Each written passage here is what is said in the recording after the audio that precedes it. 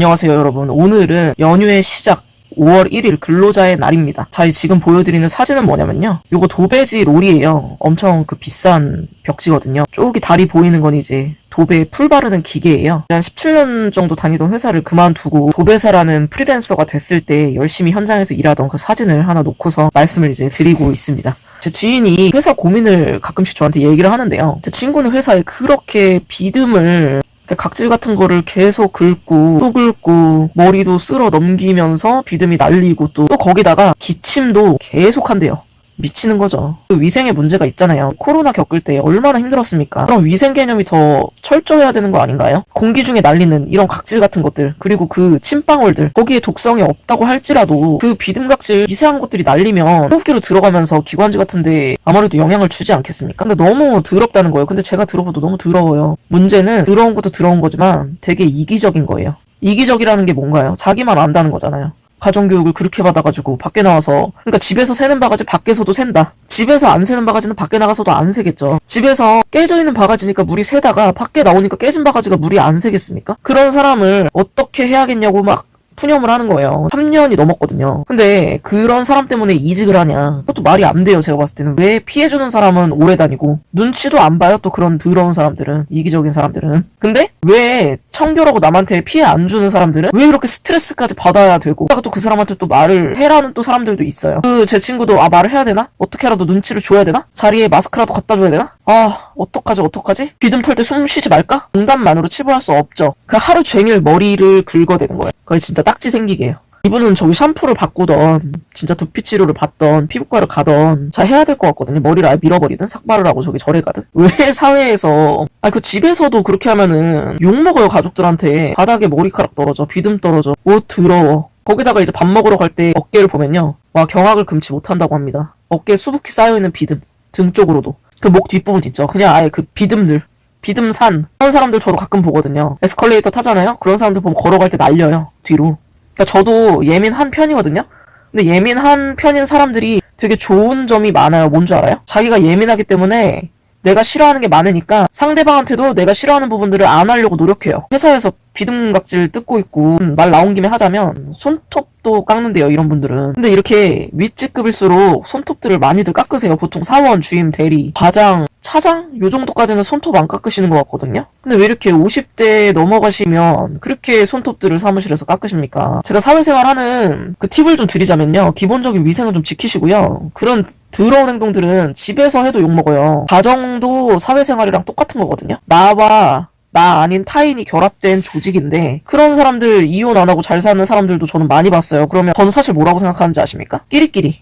아니면 그 사람이 만나는 딸은 이성이 있다던가. 전 이렇게 생각합니다. 포기해서 정말 서로 간에 돈만 보던가, 아니면 애를 키워주던가, 정말 가정 내에서 그냥 하나의 그 사회 회사 조직처럼 저 사람이 맡은 파트만 직무만 잘해주면 밖에 나가서는 그냥 다른 사람이랑 애정 행각은 버리는 거죠. 전 그렇다고 생각해요, 사실. 그거 아니면 진짜 이혼당하거나. 위생관념, 이 기본적인 그 배려심? 당연한 기본적인 베이직한 것들을, 너무 사소한 것들이지만 안 지키시는 분들이 있거든요. 이런 거 누가 회사에서 안 가르쳐 주잖아요. 사무실에서 손톱 깎지 마라, 사무실에서 비듬 털지 마라, 굳이 말 안 하잖아요. 사람들이 보고 있는 장소잖아요. 그러면은 엔간하면 의식적으로 안 할라, 사소한 거라고 생각하는 것들이 굉장히 크거든요. 타인한테 영향을 많이 미친단 말이에요. 제 영상 중에 찝찝거리는 소리 내는 사람도 있잖아요. 이빨 이렇게 습습하는 소리 있잖아요.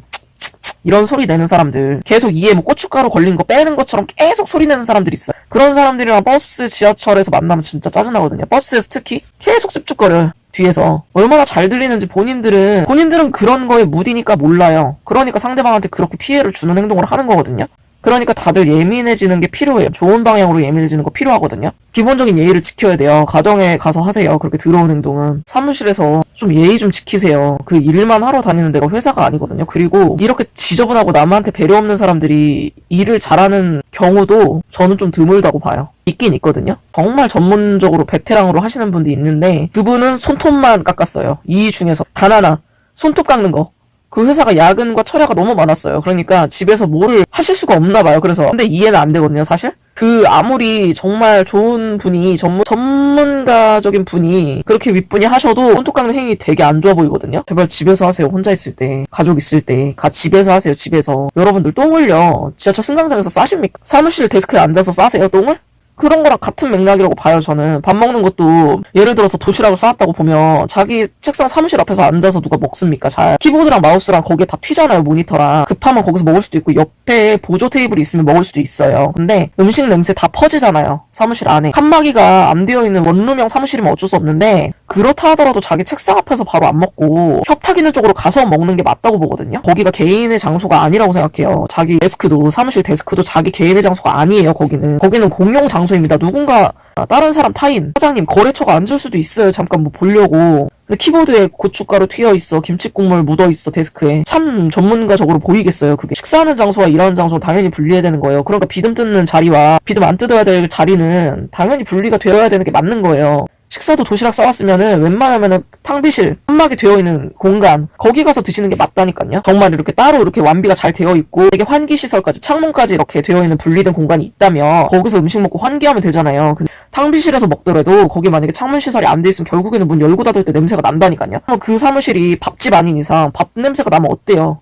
음식 냄새 나면 안 좋단 말이에요. 거기는 일하는 장소이기 때문에 프로페셔널 해야 돼요. 비듬 뜯고 기침해 대는 게 프로페셔널 할 때 필요한가요? 옆자리 동료가 그게 필요하답니까? 들어온 사람들은 제 채널을 안 봐요. 또 문제는 이미 뇌구조가 여러분들 이미 그렇게 들어온 사람들이 뇌구조가 좋지 않으니까, 개념이 안 박혀 있으니까 그 짓거리를 하고 다니는 거 아니에요. 그럼 이런 걸 챙겨보겠어요? 이미 의식적으로 그거에 대한 개념이 아예 없는 사람들인데. 그거는 진짜 어떻게 해줘야 되냐고 많이들 물어보고 싶으실 거예요. 제 친구도 많이 물어보는데 그냥 진짜 어쩔 수가 없고, 가장 현명한 거는 환기 자주 시키시는 거. 전 그게 최고라고 봐요, 사실. 그리고 최대한 칸막이를 뭔가 이렇게 많이 티나지 않게 어느 정도로는 이렇게 치실 수 있을 만큼 치셔라. 종이 가림막 같은 것도 팔기도 하거든요. 아니면 아크릴로 된 거. 모니터 옆쪽으로 붙이는, 메모장 붙이는 투명 아크릴 판이 있어요. 모니터 이렇게 가쪽에 붙이는 거, 긴 거.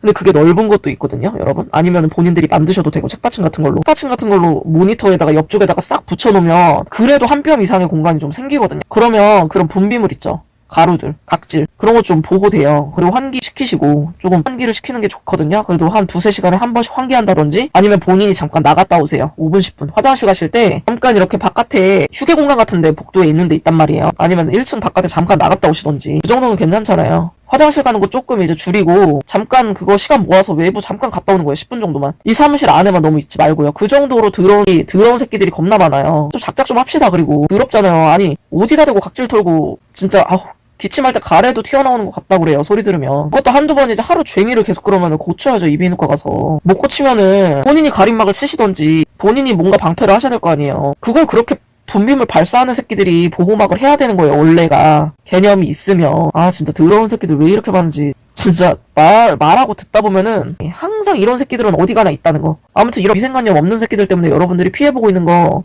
잘 알고 있거든요. 절대 그만두지 마시고 티도 내지 마세요. 그 사람들한테 눈치 주지 마세요. 눈치 줘도 못 알아먹어요, 걔네는. 왜냐? 위생 지능이 딸린다니까요. 그럼 개념이 없는 애들이 아예 그냥 들어온 애들. 일단 영상이 길어지니까 여기까지만 말씀을 드리겠고요. 윤택한 회사 생활을 위해서 각종 회사 생활에 관련한 팁이라든지 각종 여러 가지 회사 이슈들을 모아서 또 만나 뵙도록 하겠습니다. 부동산 이슈 같은 것들도 다룰 예정이거든요. 그래서 구독과 좋아요, 알림 설정 모두 무료니까요. 여러분들 많은 시청 부탁드리고요. 댓글 통해서 여러분들도 이런 개진상 같은 동료들 아니면 부동산 각종 이슈들, 그런 이슈들 있으시면 댓글을 통해서 각자 남겨주시고 공유하는 또 시간 가졌으면 좋겠습니다. 여러분들 또 여기까지 시청해주시느라 고생하셨습니다. 비 오는데 감기 조심하세요. 감사합니다.